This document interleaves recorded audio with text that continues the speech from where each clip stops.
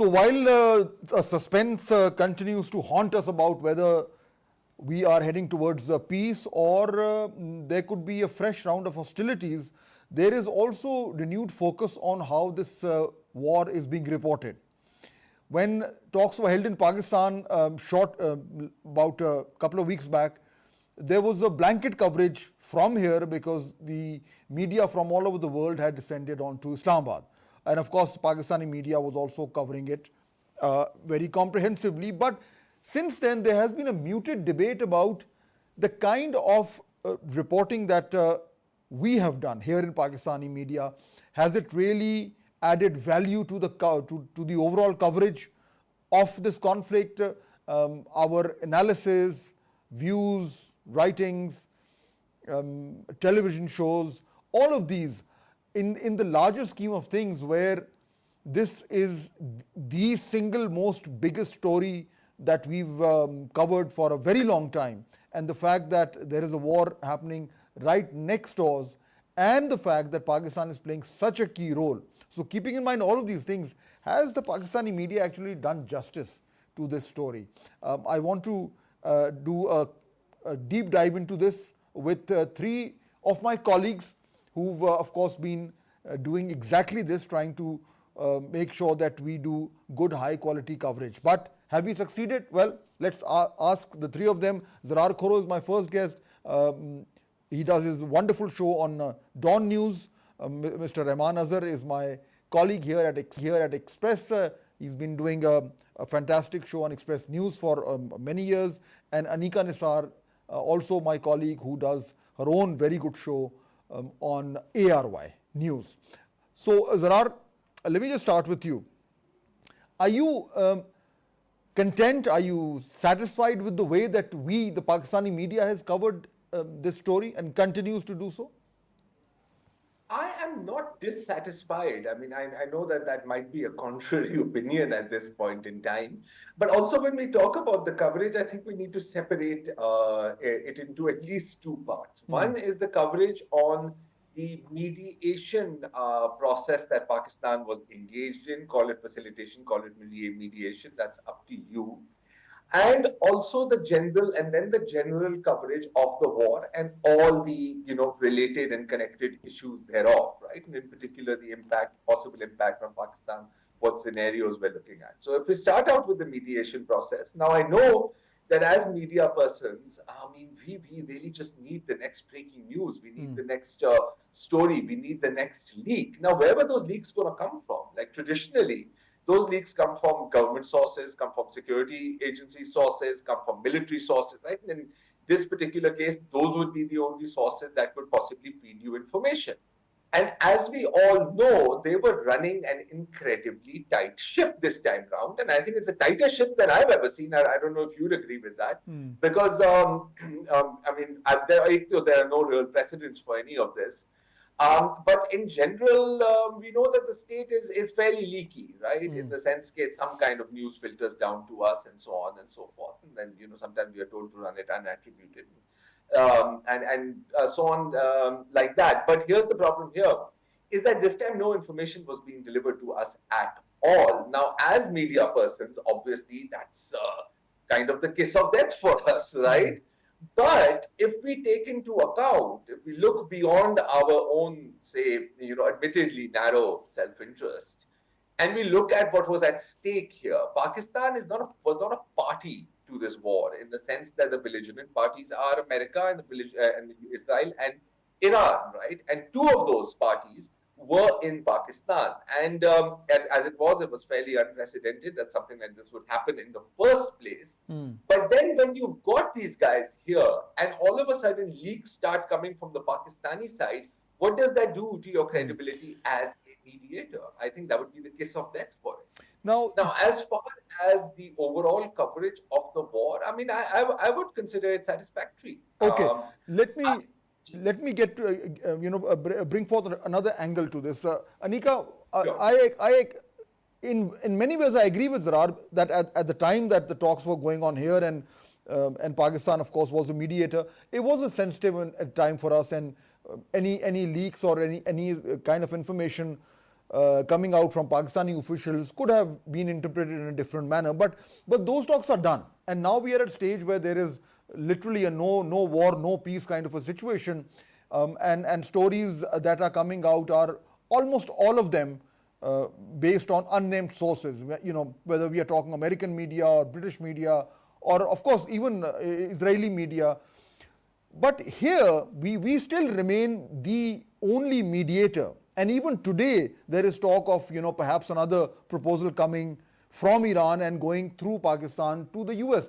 But there is hardly any you know, groundbreaking or exclusive or value-added reporting or information coming out of Pakistan. And we have to bank on, you know, publications like the New York Times or the Wall Street Journal or Financial Times or CNN to try and figure out actually what's happening. So is that a failure? Should we have done better than that?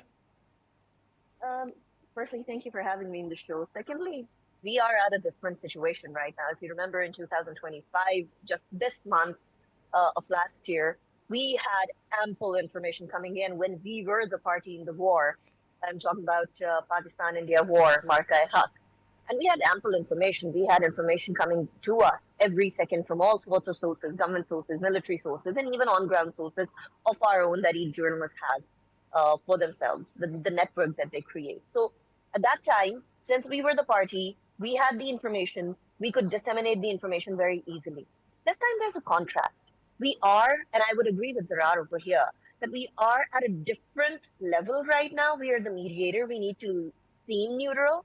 We need to act neutral, and our media needs to act neutral as well. So that being said, when it comes to the media of USA and when it comes to the media of Iran, they have ample information coming in because each party has to satisfy their own domestic audience as well. But this time, we don't have to satisfy our domestic audience. Our domestic audience is happy that after all those years of terrorism, after all those years of problem and turmoil, Pakistan has emerged as a global stabilizing power or global stabilizing factor amongst two nations that are both on the extreme sides of the opposite spectrum. So when it comes to news being leaked to the US media or when it comes to the news being given to the Iranian media, that makes complete sense because obviously USA would try to make it seem like, and you know, some in Trump administration are deeming this war to be over just to satisfy their Congress and not to get the Congress approval.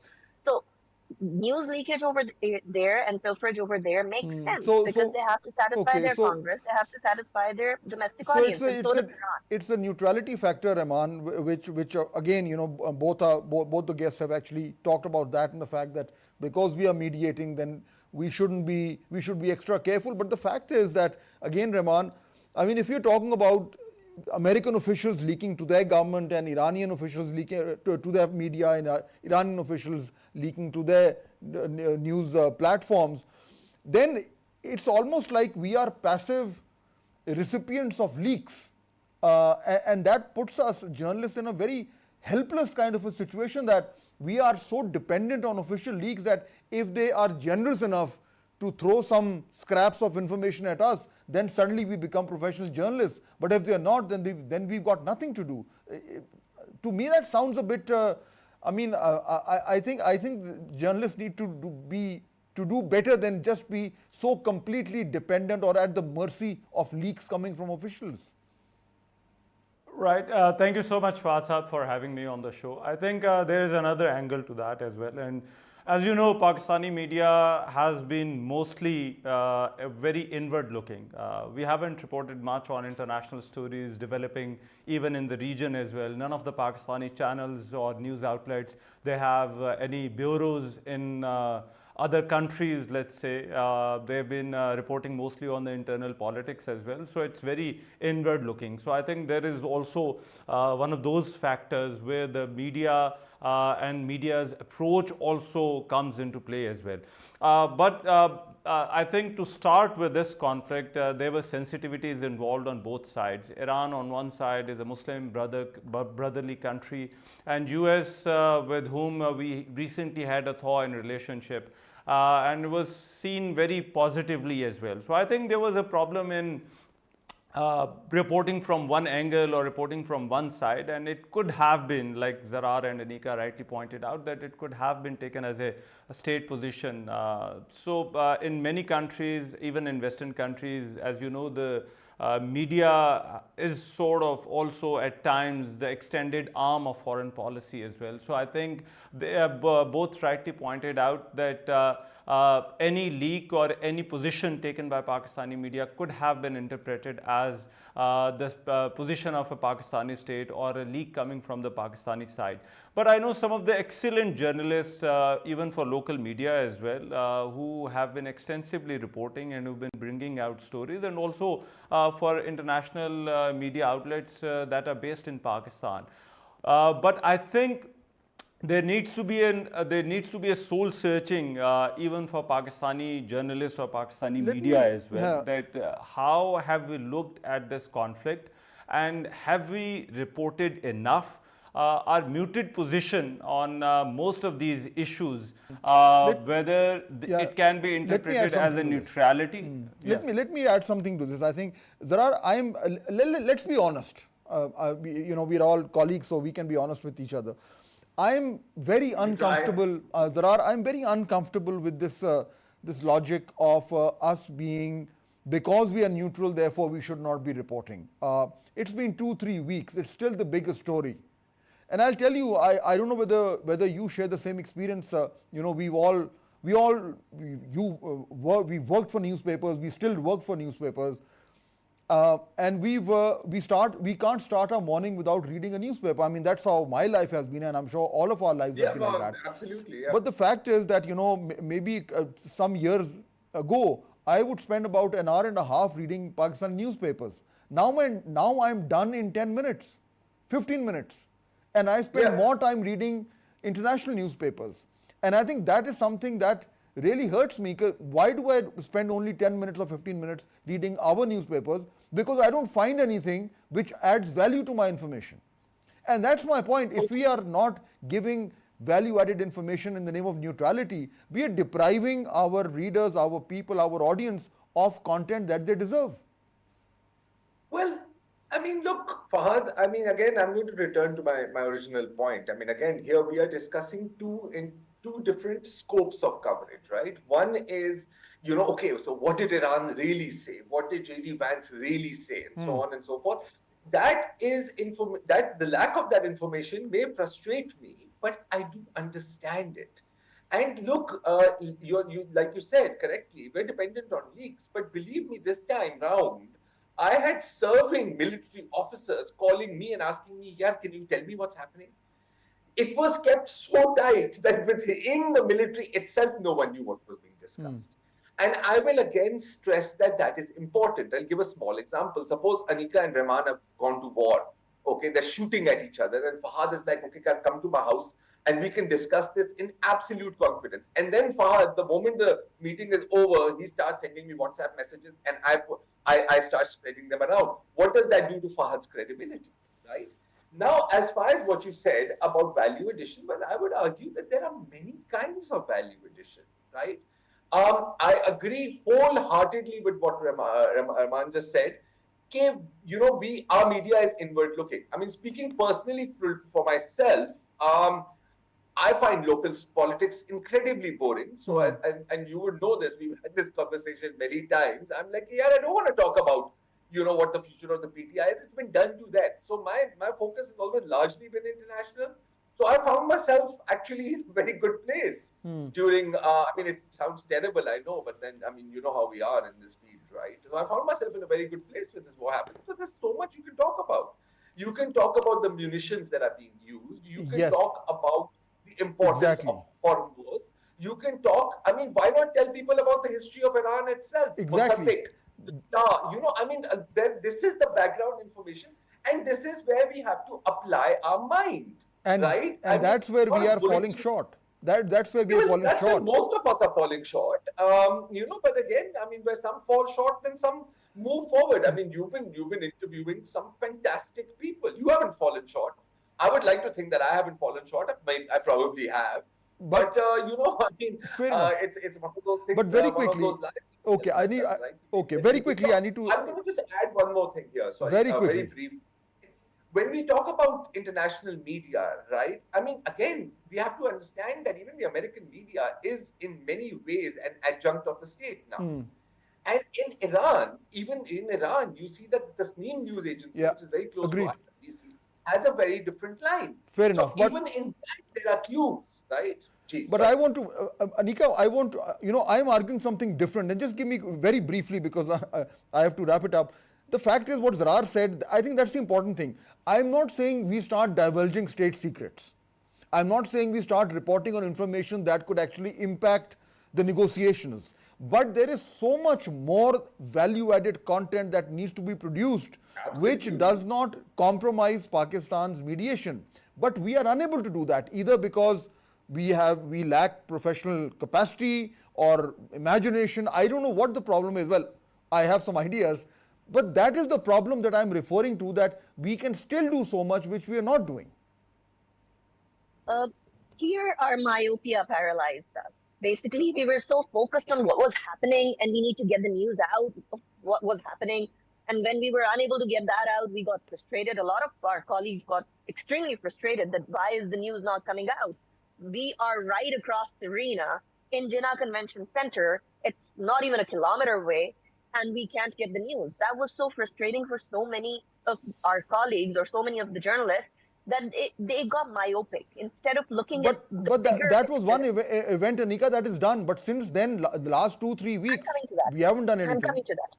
I'm coming to that. So we, instead of seeing what the impact is globally of this war, instead of seeing what the impact would be in the larger context, instead of seeing that how the Islamic Revolution was actually a result of US supporting a revolution in itself in Iran and the Iran-Iraq Yep. war that happened, we completely forgot about that. What happened in 1953, what happened in the 70s in Iran, what happened with Iraq and Iran, that we thought that the he says, she says politics, that is usually domestic politics, we're going to apply the same thing in the international domain. It doesn't work like that. We have to have a broader picture. And I think this is a point of reflection that we need to have. That when it comes to covering events that are as huge as this, we need to stop focusing on what he says or she says or what US says or what Iran says, and we need to see the history. And from that history, we need to extrapolate to what could happen in the future as well. Yes, So I agree with that. and also, Rehman, finally, I'm giving you a standing ovation right now, No, Aniqa. no. You can't see me, but but let me give you the other point of view. Then brilliantly the said. fact is, Rehman, that yes, we need to know, if you're reporting on international conflict, we need to know the history, the US policies, Iran, what it has done in the region, etc., etc. But this story is also a domestic story. It is impacting Pakistan. It is influencing everything that we do, and the fact that with such a deep influence on Pakistan, even that is not being reported well. Even we're not even reporting Pakistan well. Right, because besides US and Iran, I think the mediator was the talk of the town, and that was Pakistan, and everybody was surprised why and how Pakistan developed itself as a mediator. And you're right, there were not enough stories also presenting Pakistani point of view as far as these talks are concerned. I mean, I'm not saying that Pakistani point of view should be or could have been, handing out whatever happened or leaking the information from the boardroom, but it could have been a Pakistani perspective, how Pakistan approaches these talks and what Pakistan wants out of these talks. But I think, Fasab, the fundamental question is about our media houses. And not about journalists, actually, I would say. Whether our media houses and news outlets are actually willing to invest and develop such infrastructure or resources that could handle a story like that. You know, it was the scale of the story was quite big. We have seen outlets like CNN, BBC have handled that. in And a much this better is way. part of the soul searching I'm going to process. disagree a little bit, if you allow me. Just It's yes, it's a question of resources. Yes, it's a question of capacity, but it's also a question of imagination. I was about to say that. Thank you for mentioning that. I don't need to physically be in Tehran to be able to do this now, right? I don't need to have someone sitting in CENTCOM feeding me information. There is so much that can be See, covered, and there is all right, so many angles to this. that's an important All it point. really, all I it really yeah, requires is absolutely. A, some imagination, some basic knowledge of history, And and at least knowing what the imagination last doesn't cost century too would much be money. like. Yeah, absolutely. Thank you so much, all three of my colleagues, for what in fact is part of this process that Rehman was referring